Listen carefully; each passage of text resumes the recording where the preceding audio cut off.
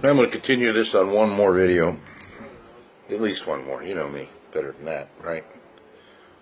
What we Christians do, we often do, is we read Scripture and we imply it outside of its historical, cultural context. Okay. We think that while everything does have meaning to us, I grant you, and we can extrapolate things from that, we have to pay attention to the culture of the time, who was being spoken to, okay, and what conditions they were under, okay. So let's go back to the subject of love thy enemy and all that stuff like that. All right, let's go Matthew 5:39. Matthew 5:39 says that, "But I tell you, do not resist an evil person. If anyone slaps you on the right cheek, turn to them the other cheek also." Okay, let's put the cultural reflection in on that. If I'm going to slap you on your right cheek using my right hand, then I'm going to be backhanding you. Okay? A backhand slap is one that's done for not to cause injury. Okay? I wouldn't backhand slap you because I don't have the muscle power to really cause you injury with that. It's done in order to dominate and humiliate. Okay?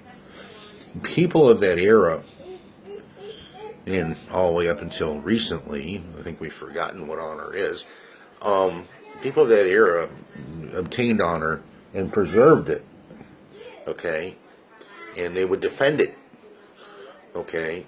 So if I would come up and backhand you across your right cheek, then I am dominating you, and I'm humiliating you, and I'm kind of taking away your honor. Okay, so if I turn to him my other cheek, then he can only do likewise with his left hand. And in that entire culture, the left hand was considered unclean,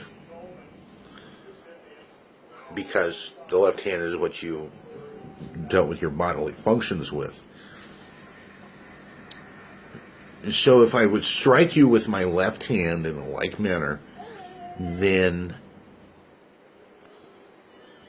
I'm dishonoring not you, but myself. If I touch you with uncleanliness, I'm dishonoring myself, not you. And if I would come around with my right hand and slap you with a forehand, well, that's calling you an equal. And that's also challenging you. Remember, all the way up until the 1800s, a slap in the face was a call to a duel to defend your honor. That goes all the way back. So what Jesus is saying is passive resistance, okay? And essentially what it is you don't need to defend your honor. Your honor comes from God. Okay, your honor does not come from what you've done, who you know, your money. Your honor comes from God, okay? That person can neither take it away nor give it. So you take it into this cultural context. Then we step on to Matthew 5:40. And we say, if anyone wants to sue you and take your shirt, hand over your coat as well. But here's the thing. Let's go back to the culture of the time. If they take my shirt and my cloak, I am completely naked. People at that time didn't wear underwear. And the shirt was a one-piece thing that went all the way down. Now, if I make myself naked in public, then I bring dishonor on myself. But if you make me naked in public, you bring dishonor on yourself, because you're the one that took the action that caused me to be publicly naked. Okay? And also, there's the fact that in the law of Deuteronomy that if they take your cloak, they have to give it back to you before nightfall so you can sleep. Okay, but anyway, this is passive resistance. Nowhere in here does it say that if the person is trying to kill you or threatens to bring grave physical harm on you, that you shouldn't defend yourself. A backhand slap on your face is not done in order to bring you injury. It's an honor thing. It's a humiliation thing. Okay? So if we extrapolate that to not resisting someone or some entity that wishes to kill you, we're doing an error. We're not looking at the culture of the time and what these words actually meant when they were said. Another one we misinterpret is, and I'm just going to take a sidetrack here, is when Jesus is talking to the Pharisee, and the Pharisee says, he gives 10% of what little bit he grows in his herb garden. Jesus says, and you should, but you should not forget more important things of love, mercy, kindness, all that. Jesus was speaking to a Jewish man under the law. Now, we believe that Christ fulfilled the law, and the Mosaic covenant is closed as far as the written law is closed. Either we believe Jesus fulfilled the entire law or just the sacrificial part of the law. Well, if he just fulfilled the sacrificial part of the law, where are these festivals and days and things like that that would still be valid? You can't just pick out little pieces of the law. Okay? And of course, Jesus said that not one jot or tittle will change in the law until it is fulfilled, but then we say that Jesus fulfilled it. That's where you're getting a little paradox of what part of the Mosaic law applies.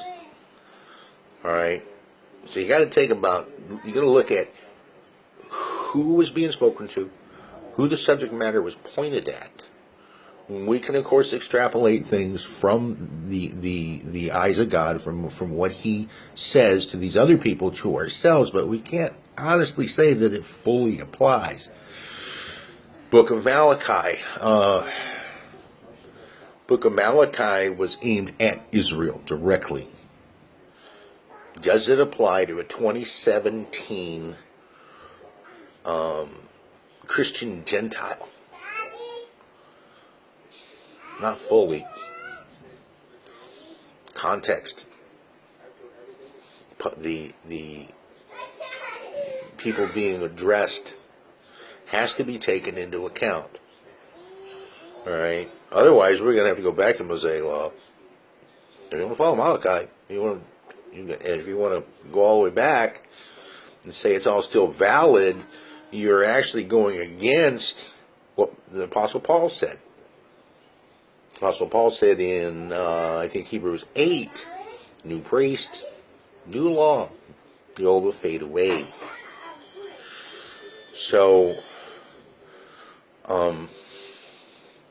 draw what you can draw from it, keeping in mind that the context of it, the cultural context, the legal context, who it was being spoken to, and extrapolate from it that which applies to you. Is what you're seeing is a picture of God's intent, not literally the exact words.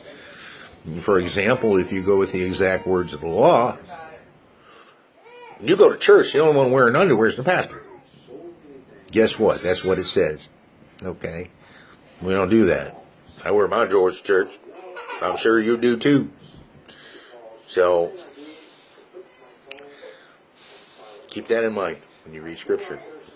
Who was being spoken to? What was the culture? What was the total picture? And understand that those words to different peoples and different times change. They don't count for 2017 Gentile Christian like they did for BC Jewish person. Okay. Okay, I'm going to throw one more sidelight in here. A little trivia thing. Doesn't really mean anything. I keep on saying, hearing that Christ died and rose again over 2,000 years ago. Not true. Not true. The fact of the matter is, people make the assumption that AD means after death. AD doesn't mean after death. AD means, and I'm going to fish this word out of my head, Anno Domini, which signifies the year of the Lord, which is the year of his birth. Now, some people say that Christ was actually born, if we went back in the calendar, he was actually born, about 4 BC or something like that, which would mean that by direct count, his death and resurrection would have been 1984 years ago, up to 1988 years ago, since he was crucified at 33 years of age. So, one over 2,000 years ago. Not that it's really relevant. It's a nice trivia question. Okay? How long ago was Christ crucified and rose again? Not questioning the fact that he was crucified and rose again, but how long ago? Well, it wasn't 2017 years ago. It was like 1984, 1987 in that ballpark. So, just a little trivia. Doesn't really mean anything. Doesn't change the context of his death and resurrection and what it means to us. Okay. Okay. That's all I have to say, and we'll see if we get any comments. All right. And there'll be more. I said this will be my last one, but there'll be more. I guarantee it.